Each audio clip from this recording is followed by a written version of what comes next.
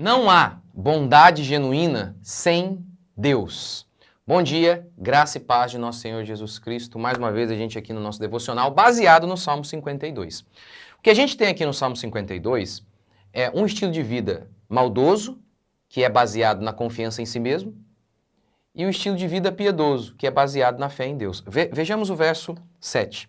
Só para lembrar o contexto, Davi havia fugindo de Saul, se encontrou com o sacerdote Abimeleque e Doeg, ao ver isso, ele denunciou, ele caguetou, não, caguetou é feio, né, essa linguagem povo, mas eu não estou lembrando aqui, meu Deus do céu, uma linguagem mais acertada, cagueta mesmo, vai. Ele caguetou, denunciou, entregou Davi. Ou melhor, né, Abimeleque. Falou, olha, Davi esteve aqui, Abimeleque o ajudou. Por conta disso, diz o texto bíblico que Saul matou todos os sacerdotes e ainda matou crianças e mulheres. Esse é o contexto. Por isso Davi diz, ó homem poderoso, porque te vanglorias na maldade. Ele começa assim. E aí a gente chega ao verso 7. Vede o homem que não fez de Deus o seu refúgio. Pelo contrário, confiava em suas grandes riquezas e se fortalecia em sua perversidade. Veja o homem que não fez de Deus o seu refúgio. Não era Jesus, não era Deus a fonte de sua confiança. Não, ele confiava em si mesmo, na sua riqueza, na sua perversidade. Verso 8, mas eu confio na bondade de Deus para sempre. Mas eu já expliquei isso algumas vezes, se você me acompanha aqui. Eu tenho uma série que eu acho fundamental que você assista, Ateísmo. Para que você entenda que não existe bondade no ateísmo. Como assim? Um ateu não pode praticar o bem? Ele até pode. Mas está havendo ali uma incoerência. Como assim? Deixa eu explicar melhor. Não há bondade nem maldade se Deus não existe. Já expliquei isso várias vezes. Se Deus não existe, o que é certo e o que é errado? Nós definimos o que é certo e errado. Nós mesmos, nós somos o nosso próprio fim. Por exemplo, homossexualismo é errado se Deus não existe? Nada é errado se Deus não existe. O próprio assassinato. Leões matam uns aos outros, não são levados à cadeia, à prisão. Eles existem apenas para satisfazer os seus desejos. Assim seria o mundo sem Deus. Não, se Deus não existe, não há certo ou errado. Quem está acima de nós para dizer isso aqui é errado? A árvore do conhecimento do bem e do mal, por que é errada? Porque Deus disse. E se Deus dissesse, não, pode comer, então poderia. E se Deus dissesse, a macieira é pecaminosa, então seria. Tá vendo? É Deus quem estabelece o que é certo e o que é errado. Assassinato é errado porque Deus disse. Homossexualismo é errado porque Deus disse. Porque Deus disse. Simples assim.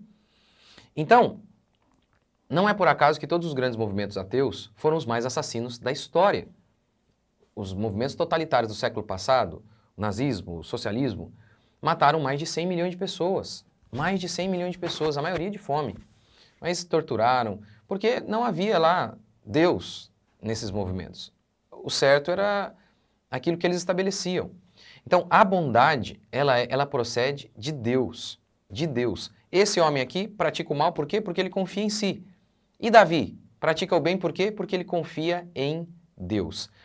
Então, Deus é a base de tudo. Deus é bom, e isso significa que existe certo e errado, isso significa também que ele vai punir o que é errado. Por exemplo, a Bíblia declara pena de morte. Crentes se assustam, crentes modernos. Aí você nota o quanto que os crentes, eles são moldados pela cultura. Porque hoje na cultura, pena de morte é associada a uma coisa arcaica, retrógrada, ultrapassada. Eram povos primitivos que praticavam isso, mas nós agora evoluímos. Então isso foi semeado na cultura. Por isso os crentes, eles leem a Bíblia com os olhos da cultura. Mas Deus estabeleceu antes da lei a pena de morte. Antes da lei. Aquele que matar deve morrer. Me parece muito justo, não? Ele tirou a vida de outro que ele perca a sua própria. Não há nada. Justiça é justamente isso. É a ideia de equilíbrio na balança. Essa é a questão da justiça. Que a medida seja igual. Nem a mais, nem a menos. Você tirou a vida, é justo que você perca. É a coisa mais justa que existe. A Bíblia declara que bandidos sejam presos, os crentes se assustam. Ou seja, os crentes acreditam que tolerar o mal é uma coisa correta. Quer ver? O indivíduo rouba você. E aí eu sou bom e eu não puno esse indivíduo. Eu sou um delegado. Eu sou a justiça. Eu fui bom com esse rapaz, mas eu fui injusto com você. É uma loucura o que os crentes acreditam hoje. Porque eles deixaram de enxergar a Bíblia, de ler a palavra de Deus e enxergar o mundo a partir da Escritura. Eles inverteram. Eles enxergam a Bíblia a partir da cultura. Deus nunca tolera a maldade. Deus tem misericórdia dos que se arrependem. Isso é diferente. Então, primeiro, quando você se arrepende e crê, isso já é uma declaração de que o mal vai cessar. Ou melhor, você vai lutar contra o mal. Então, o próprio arrependimento é uma coisa justa, porque é a confissão de que tudo o que você fez de mal é errado. Então, o arrependimento já é uma virtude, é uma coisa boa. Segundo, Deus te perdoa porque Ele puniu os seus pecados na pessoa de Jesus. Ah, Davi não foi punido, ele matou de acordo com a lei, ele deveria morrer. Meu filho, os filhos de Davi foram mortos. Você quer coisa pior? Eu preferia morrer do que os meus filhos morrendo, do que ver os meus filhos morrerem. A adúltera, Jesus a perdoou, ela não foi apedrejada. Querido, Ele foi no lugar. Ele carregou o pecado dela, assim como o meu, assim como de todos os cristãos, de todos aqueles que creram nele. Todos nós que cremos em Cristo e seremos salvos, não seremos salvos porque Deus, o justo juiz, olhou para nós e falou: ah, quer saber? Vamos fingir que nada aconteceu? Voltem para casa porque eu sou bom. Não foi assim. Jesus, o justo juiz, bateu o martelo e disse: vocês devem morrer. Tirou sua beca de juiz, foi lá e tomou o nosso lugar como réu. E morreu em nosso lugar. Por isso, Paulo diz em Romanos, o Evangelho anuncia a justiça de Deus. Não é interessante essa expressão? Paulo começa a falar sobre o Evangelho e vai pregar sobre o Evangelho em Romanos. E qual é a tônica do Evangelho para Paulo? O amor? A misericórdia? Não, ele diz: não me envergonho do Evangelho porque nele se descobre a justiça de Deus. Para Paulo, a grande tônica é justiça. Deus só pôde ser misericordioso conosco porque ele foi justo. Isso é tão importante, você entender essa questão da justiça. Como você crê que Deus é, como Deus é, que tipo de Deus ele é, vai definir como você é também. Por exemplo, se Deus Pai é assim, é um Deus justo, isso também vai definir como você vai ser como Pai.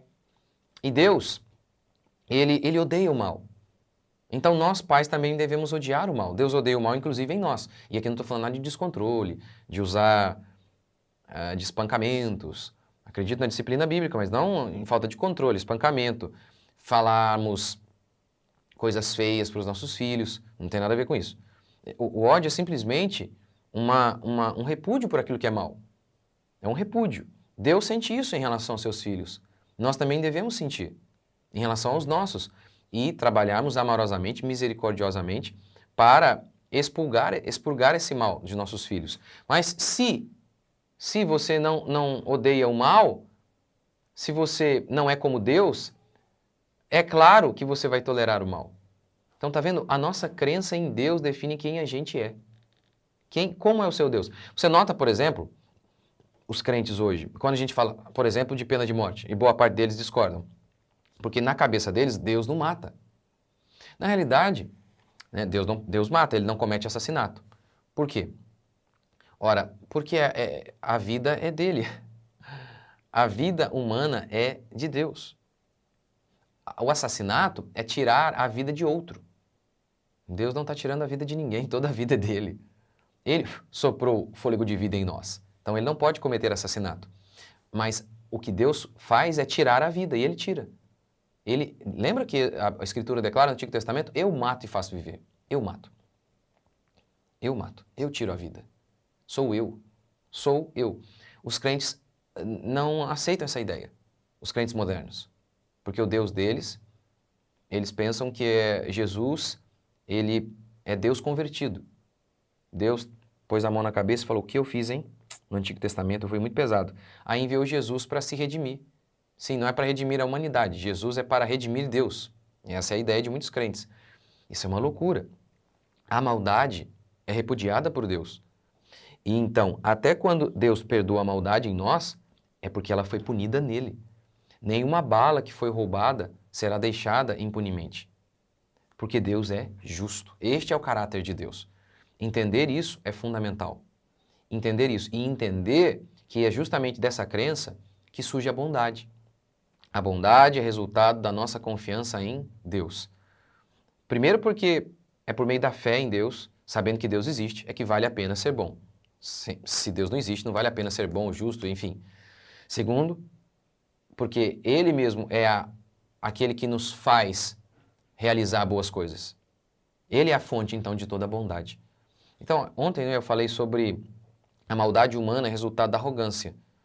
E a bondade é resultado da humildade, da crença de que precisamos de Deus.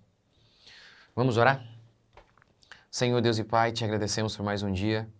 Que o Senhor, por meio da Tua palavra, nos alimente para que possamos ser justos a cada dia. Para que possamos ser pessoas melhores a cada dia que praticam o bem, que servem o próximo.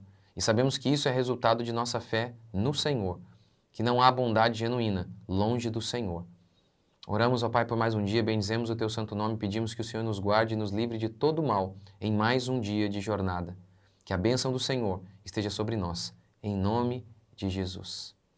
Amém? Deus abençoe vocês, gente. Até o próximo vídeo.